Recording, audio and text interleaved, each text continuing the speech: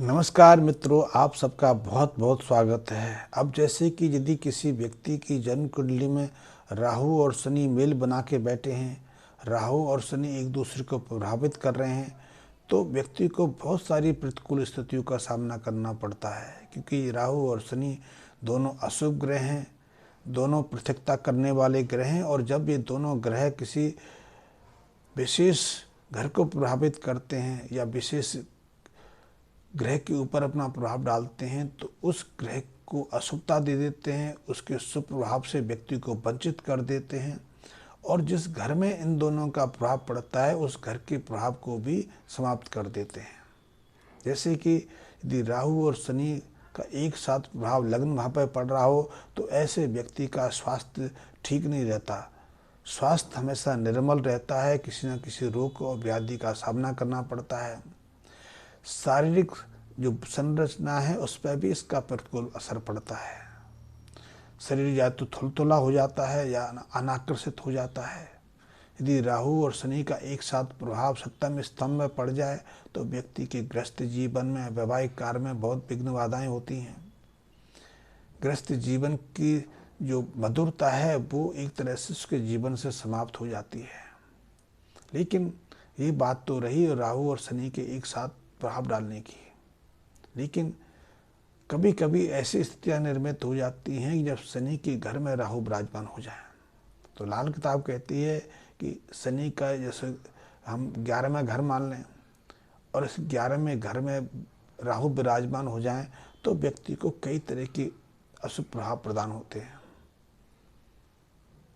11वें भाव में राहु व्यक्ति को कई तरह के विघ्न बाधाओं से, कई तरह के शस्त्रों से सुरक्षा तो प्रदान करता है, लेकिन कुछ अशुभ प्रभाव भी देता है। ऐसे व्यक्ति की जो पैतृक संपत्ति है या जो बेजान चीज़ें हैं, जैसे कि मशीनरी है या व्यापारिक चीज़ें हैं, उन पर राहु का अशुभ प्रभाव रहता है। इसके कारण राहु के श्राप के कारण इन चीज़ों की हानि होती है।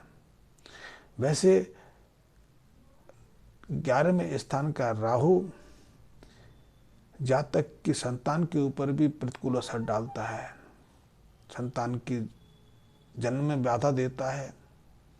कितनी बार 11वें स्थान का राहु ऐसे दंपतियों के बच्चे को गर्भ में ही समाप्त कर देता है, या फिर जन्म के उपरांत शारीरिक व्याधि देता है, शिक्षा में व्यवधान खड़ी करता है। तो ऐसे में यदि 11वें स्थान पर राहु विराजमान है और ऐसे व्यक्ति का शनि अशुभ है, क्योंकि 11वें स्थान का राहु या तो शनि के अनुसार अपना प्रभाव देता है या शनि राहु के स्थिति के अनुसार अपना प्रभाव देते हैं। तो यदि राहु और केतु अशुभ प्रभाव में है तो एक दूसरे को और अशुभ प्रभाव देंगे। तो 11वें स्थान पर यदि राहु विराजमान है तो ऐसे व्यक्ति को कुछ सावधानी रखने की आवश्यकता रहती है। जैसे कि ऐसे व्यक्ति को मांस, मछली, अंडे से बचाव करना चाहिए, शराब आदि का सेवन नहीं करना चाहिए, रात्रि को क्लब नहीं जाना चाहिए, जुए नहीं खेलने चाहिए, पराई स्त्रियों के साथ में या पराई पुरुषों के सहयोग में आने से बचना चाहिए, या उनके साथ में गैर सामाजिक संबंध स्थापित करने से बचना चाहिए।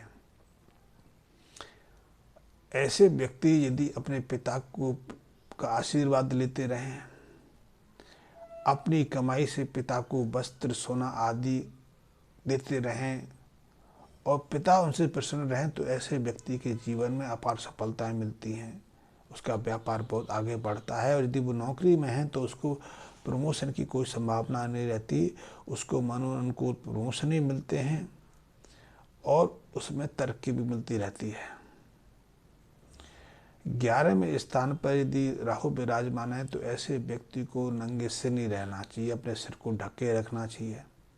और शनि का पूरा उपयोग लेने के लिए, शनि को पूरा प्रभावशाली बनाने के लिए, अपने मकान दुकान में वृद्धि करने के लिए, जमीन जायदाद की समृद्धि करने के लिए ऐसे जातकों को एक तो सबसे पहले नीले काले रंग से परहेज करना चाहिए। यदि ऐसे लोग नीले काले रंग धारण करेंगे तो उनके स्वास्थ्य में भी प्रभाव पड़ेगा, उनकी बुद्धि में भी कुछ कमी आएगी, वो सही निर्णय नहीं ले पाएंगे या उनमें झुंझलाहट बनी रहती है, छोटी छोटी बात पर वो झगड़ा करने लगते हैं, या फिर छोटी छोटी बात को चिंतित बेचैन हो जाते हैं, इसलिए वो सहज जिंदगी का आनंद नहीं ले पाते।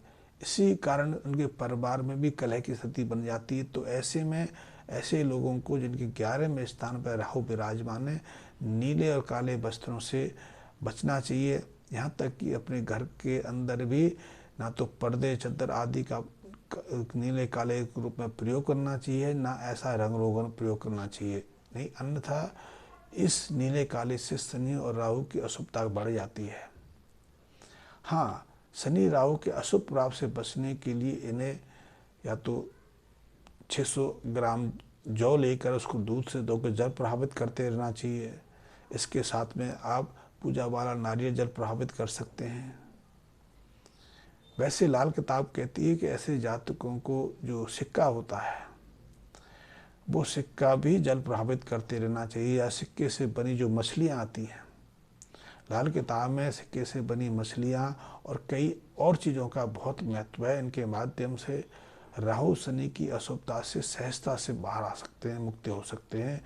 राहु शनि की अशुभता से अपने को बचा सकते हैं, क्योंकि राहु और शनि की अशुभता ऐसी है जो एकाएक हमारे जीवन में भयंकर भूचाल ला देती है, हमारे जीवन को एकाएक बदल देती है। हमारा व्यापार सुगमतापूर्वक चल रहा है, लेकिन राहु और शनि की अशुभता के कारण व्यापार एक हाथ डूब भी सकता है, चलती हुई फैक्ट्री बंद हो सकती है, स्वास्थ्य में गिरावट आ सकती है, संबंध में कटता हो सकती है। तो ऐसे बचने के लिए जो सिक्के से बनी जो मछलियां हैं उनको जल प्रभावित करने से हम राहु और शनि की ऐसी अशुभता से बच सकते हैं। ऐसे जातकों को अपने शरीर पर लोहे का कड़ा धारण करके रखना चाहिए, या लोहे की एक रिंग बनवा के, अंगूठी बनवा के, छल्ला बनवा के अपने हाथ में धारण करना चाहिए। लेकिन छल्ले को अच्छे रेगमाल से अच्छे से घिस के साफ करके उस चमकदार बना लेना चाहिए। यदि उसमें रफ्ता रहे उसमें जो उसकी जो सतह है वो चिकनी ना हो तो कुछ उसका प्रभाव कम मिलता है, उसका प्रभाव न्यूनता रहती है।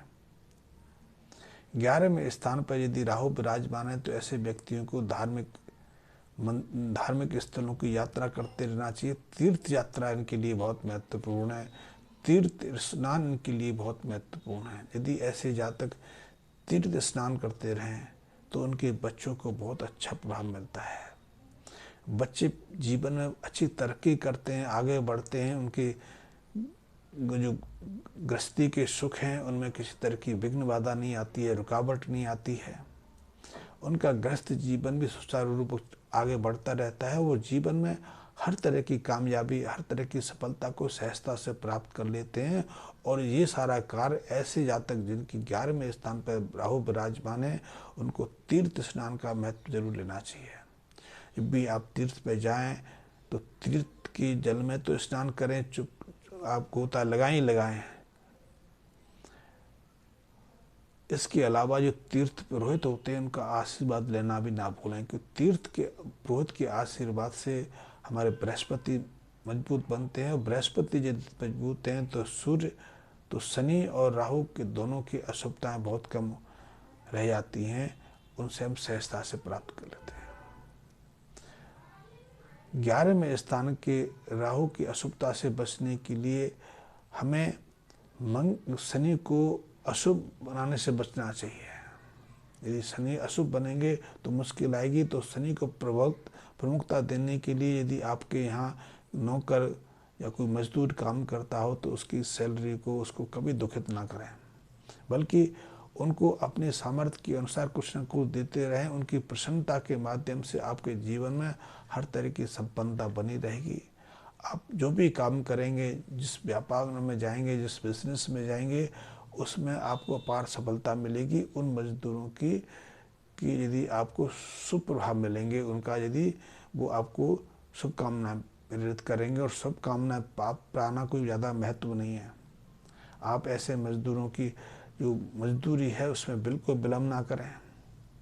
उल्टा उन्हें जब भी आप अपने घर से कहीं भेजें या वो घर जाने लगें, चाय दूध आदि का सेवन अवश्य कराएं। उनकी प्रसन्नता से आपके जीवन में हर तरह की वृद्धि, हर तरह की संपन्नता यथावत बनी रहेगी। धन्यवाद।